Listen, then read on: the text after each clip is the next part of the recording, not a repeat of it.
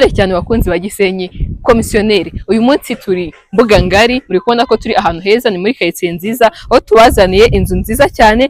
Ni inzu icyuzura, nibwo bari kuyikorera amasuku. Ni inzu nziza cyane, inzu ifite ibyumba bitatu, dushe na toilette imwe mu nzu, salon na salamanje ndetse n'igikoni kiza kiri moderne. Iri ahantu heza, muri kubona ko neighborhood hano hantu ni nziza cyane, kandi uri kubona ko inzu yacu ikora ku mihanda ibiri. Reka tugiremo indani tubereke ukuntu naho hameze.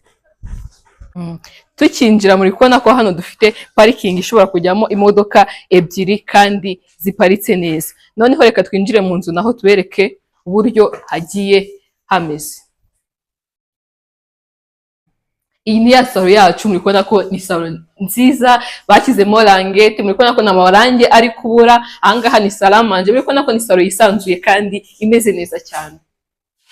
Nkuko twabwiye ko iyi nzu yacu ifite ibyumba bitatu, dushe na toilette imwe ndetse n'igikoni cyiza kiri moderne. Iki ni kimwe mu byumba by'inzu, nacyo muri kubona ko ni icyumba kigari, icyumba kimeze neza, n'ibindi byose bigiye bimeze nk'iki ngiki.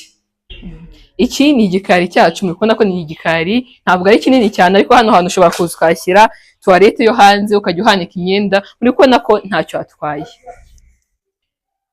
Iyi nzu yacu noneho iri ku mafaranga meza cyane, kuri $52,000 urazizana tuguhe iyi nzu. Zizane, twandikiye nka Gisenyi komisiyoneri, cyangwa uduhamagare kuri izo nimero uri kubona muri screen yawe, ndetse no dusure ku mbuga zose dukoresha, haba TikTok, haba Instagram, haba YouTube, amazina hose ni Gisenyi komisiyoneri. Ibihe byiza, turabakunda cyane.